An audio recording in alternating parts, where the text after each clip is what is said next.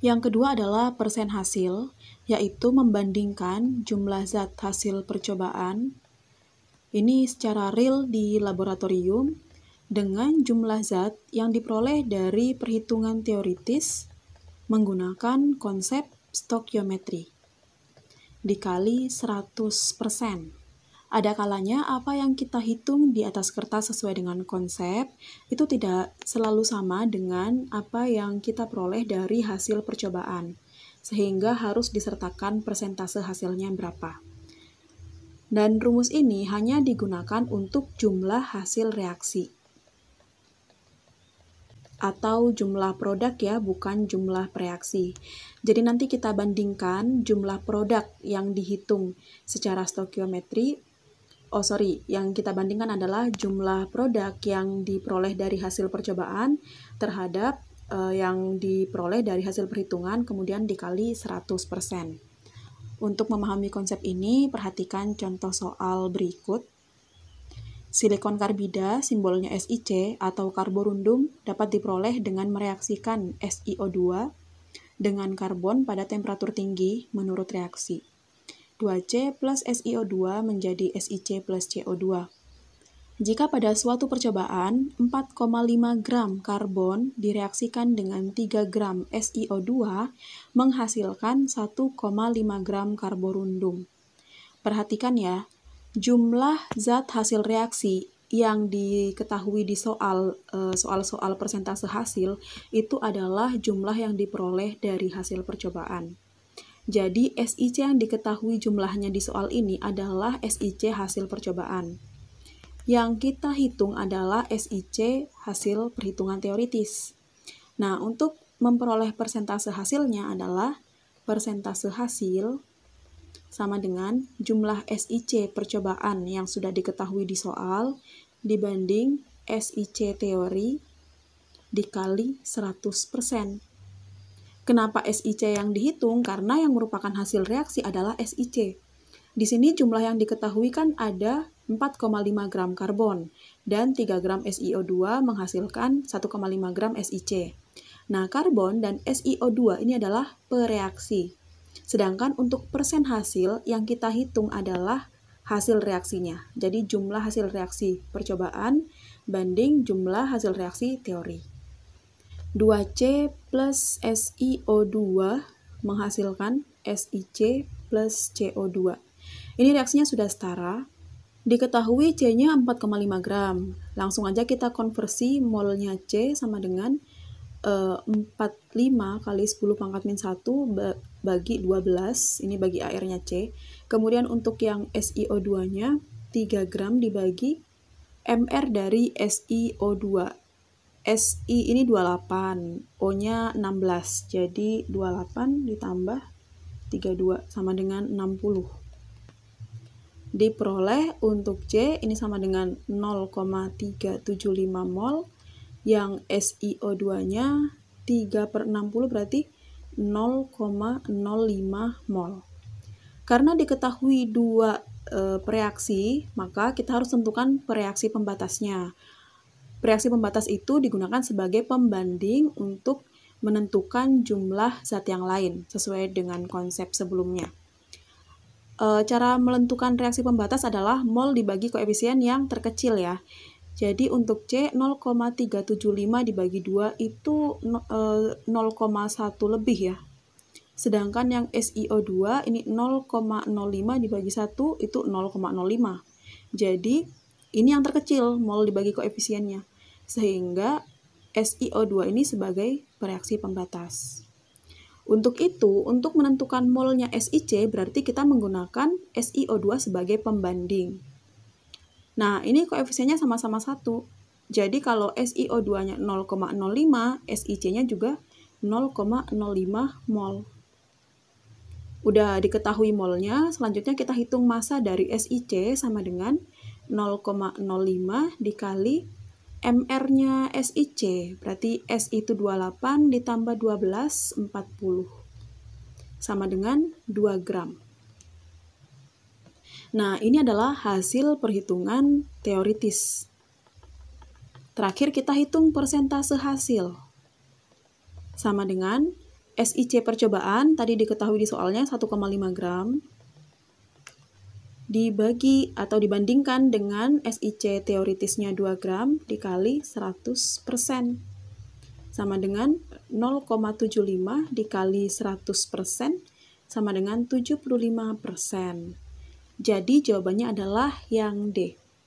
Jadi perhatikan ya, dalam soal-soal hasil reaksi, jumlah dari produk yang diketahui di soal itu adalah jumlah hasil percobaan.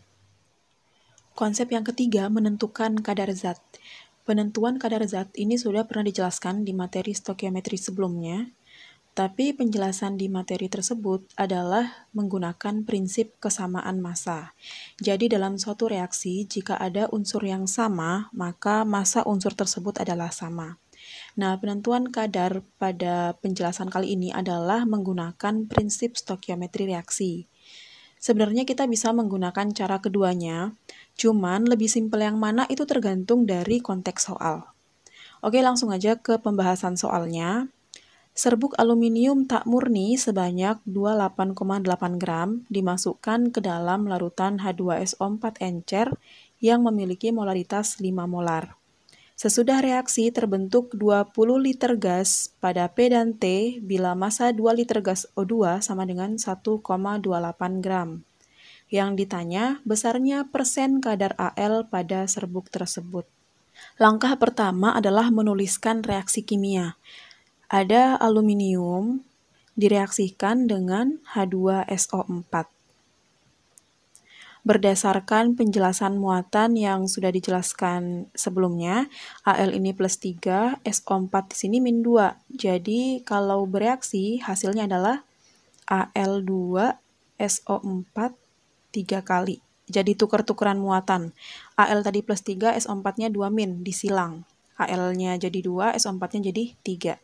Ditambah sisanya, yaitu H2. Agar setara, di sini Al-nya 2, kemudian SO4-nya 3, H2-nya 3.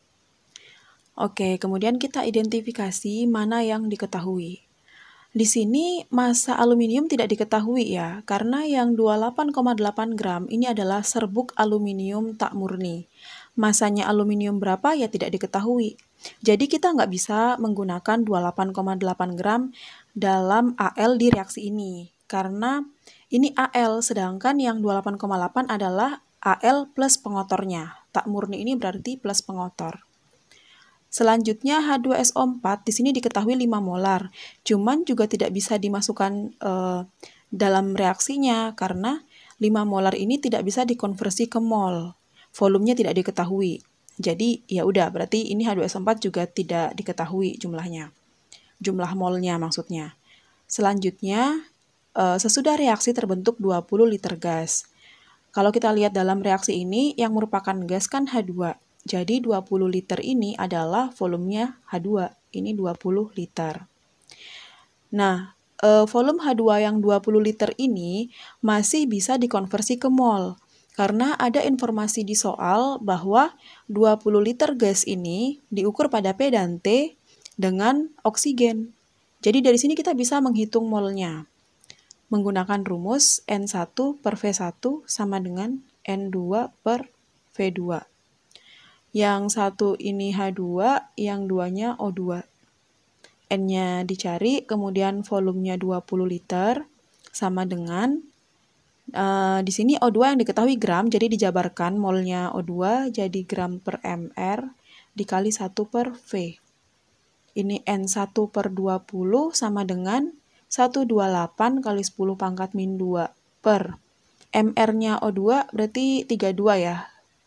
ARO diketahui itu 16 dikali 1 per volumenya O2 ini 2 liter.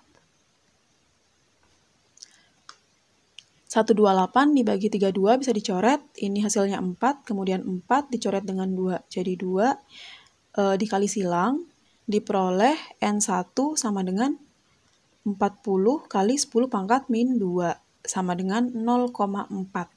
Jadi 20 liter H2 ini setara dengan 0,4 mol. Di sini kita bisa menggunakan perbandingan mol koefisien untuk menentukan molnya AL. Karena kita kan mau menentukan masanya AL berapa ya. Nah, molnya AL sama dengan 2 koefisiennya AL dibanding dengan yang sudah diketahui tadi, yaitu H2. 2/3 dikali molnya H2 0,4. Sehingga diperoleh 0,8/3 mol. Terakhir kita bisa hitung persen AL-nya. Jadi persen AL ini adalah masanya AL. Oh ya, ini belum dihitung ya, ini masih mol. Jadi untuk menentukan masanya AL, 0,8/3 dikali AR dari AL. AR-nya AL ini 27. Ini bisa dicoret, 9 kali 0,8, 7,2 gram. Selanjutnya kita hitung persen AL, berarti masanya AL 7,2 dibandingkan dengan massa AL tak murninya 28,8 dikali 100%. Ini 1/4 ya, ininya 10 pangkat min 1-nya bisa dicoret, ini 1/4. 100 dibagi 4 sama dengan 25. Jadi persen AL dalam serbuk itu adalah 25%. Nah, di sini kenapa kita tidak menggunakan kesamaan massa unsur? Kan prinsipnya, kalau di sini ada AL di sebelah kiri, kemudian di kanan ada AL, itu kan massanya sama ya. Nah, itu kita bisa menggunakan konsep yang sebelumnya, kalau massa dari AL 2SO43 kalinya diketahui, atau jumlah dari AL 2SO43 kalinya diketahui. Lebih simpel kita menggunakan cara yang sebelumnya. Tapi kalau yang diketahui adalah senyawa lain, di mana dalam senyawa atau unsur tersebut tidak terkandung unsur yang ditanyakan, berarti lebih simpel kita menggunakan cara stokiometri reaksi seperti ini. Konsep keempat, ini adalah konsep terakhir di materi stokiometri reaksi 2. Konsep 4 ini adalah senyawa hidrat. Senyawa hidrat artinya senyawa yang mengikat molekul air. Kalau disimbolkan AB X H2O. Nah, biasanya yang ditentukan itu adalah berapa jumlah molekul air yang diikat. Kalau senyawa anhidratnya, yaitu senyawa selain H2O-nya, ini biasanya 1. Nah, senyawa hidrat ini jika dipanaskan atau dilarutkan dalam air, akan terpisah antara senyawa AB dan H2O-nya, menjadi AB plus X H2O.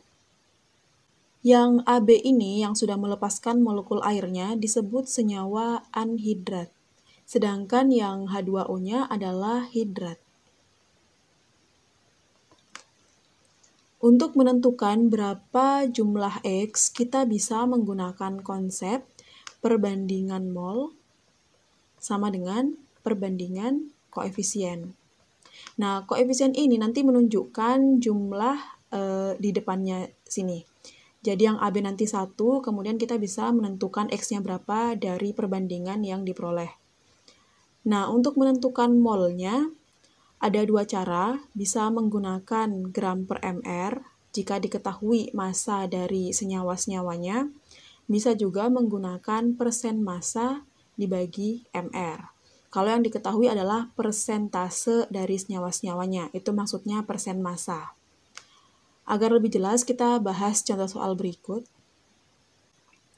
Jika 25 gram CuSO4X H2O dipanaskan, maka akan terbentuk senyawa anhidrat sebanyak 20 gram. Jadi yang CuSO4X H2O yang masih terikat ini disebut senyawa hidrat. Ini kan dipanaskan, jadi kalau dipanaskan terpisah. CuSO4X H2O dipanaskan akan terpisah menjadi CuSO4 dan X-H2O. Ada keterangan di sini senyawa anhidratnya 20 gram. Nah, yang anhidrat itu berarti yang CuSO4. Kalau yang H2O ini adalah hidratnya. Jadi di sini CuSO4-nya adalah 20 gram. Yang senyawa hidrat tadi yang di awal ini adalah 25 gram. Berdasarkan hukum kekekalan massa, massa total ruas kiri itu harus sama dengan massa total ruas kanan. Jadi kalau CuSO4-nya 20 gram, maka massa hidratnya di sini adalah 5 gram. Untuk tambahan informasi, MR dari CuSO4 adalah 159,5, kemudian MrH2O adalah 18. Nah, karena ini diketahuinya gram, berarti kita bisa menghitung mol masing-masing menggunakan rumus gram per mr. Untuk yang CuSO4, molnya adalah 20 per 159,5, yang H2O-nya 5 per 18. Yang CuSO4 ini dapatnya 0,125. Untuk H2O ini dapatnya 0,27. Jadi kemudian molnya ini kita bandingkan ya. Berarti dibagi 0,125. 1 banding 2 pendekatannya. Jadi CuSO4-nya ini 1, H2O-nya 2. Sehingga diperoleh senyawa hidrat CuSO4 2H2O. Jawabannya yang E.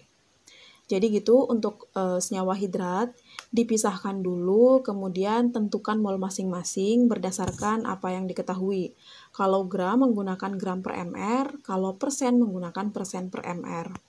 Nah, kemudian molnya ini dibandingkan, hasil perbandingannya itu kemudian menjadi koefisien dari anhidrat dan hidratnya. Ya, cukup sekian dulu materi stokiometri kali ini. Materi stokiometri 6 adalah konsep stokiometri terakhir yang aku bahas. Selanjutnya aku akan bahas tentang soal-soal yang berkaitan dengan aplikasi konsep-konsep stokiometri. Semoga penjelasan konsep-konsep ini dapat membantu teman-teman memahami stokiometri secara keseluruhan. Dan aku juga membuka jika teman-teman ingin berdiskusi mengenai materi ini. Terima kasih sudah menonton, sampai jumpa di video-video selanjutnya.